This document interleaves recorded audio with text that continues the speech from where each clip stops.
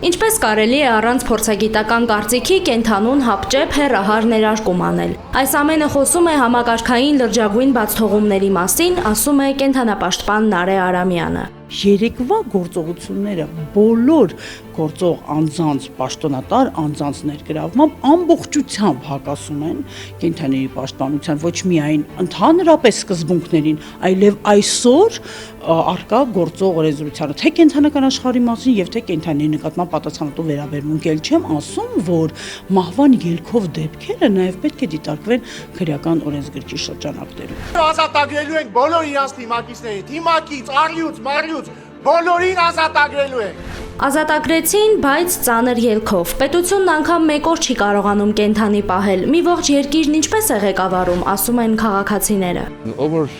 քննածելա տեղափոխելա, նրանք փաստորեն մասնագիտական որակումներ չունեն, որ նման հետևանք է ունեցել։ Իրա պահած առյուծներն է,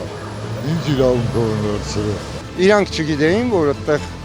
չթույլատրվող կենդանիներ կար։ Գիտեին, չէ, բոլորը։ Կամ ինչ-որ եսիմ կարմիր գրքում գրված կենդանիներ չորացված վիճակում, այդ ուղղակի արդեն մի քիչ ծիծաղալու է դարել, էլի,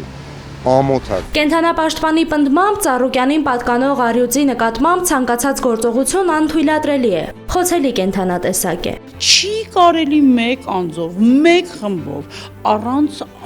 առանձին փորձագիտական եզրակացության, առանց երկարատև աշխատանքի ընդհանրապես վայրի, հատկապես մարդու տիրապետության ներքո գտնվող արդեն իսկ խոցելի կենդանիների նկատմամբ կատարել որևէ գործողություն։ Դա ուղիղ սպառնալիք է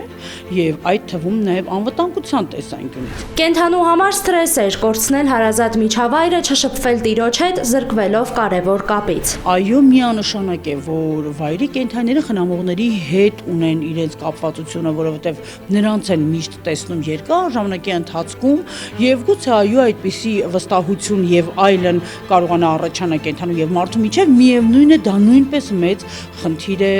կենդանու համար առաջին հերթին մի կողմ դնելով անգամ մարդկային զգացմունքները, բայց մյուս կողմից նաեւ խնդիր է, որ իրենց նկատմամբ այդ վերաբերմունքը, որը իրենց տեսակին է հատուկ, նույնպես բացակայում։ Ինչու չպաշտոնազրկվեց կենդանաբանական այգու տնօրենը, ասելիք չունի Տիգրան Ավինյանը, գուցե ինքնակամ հրաժարական տար։ Ես կարծում եմ, որ Տիգրան Ավինյանն ինքը պետք է ազատի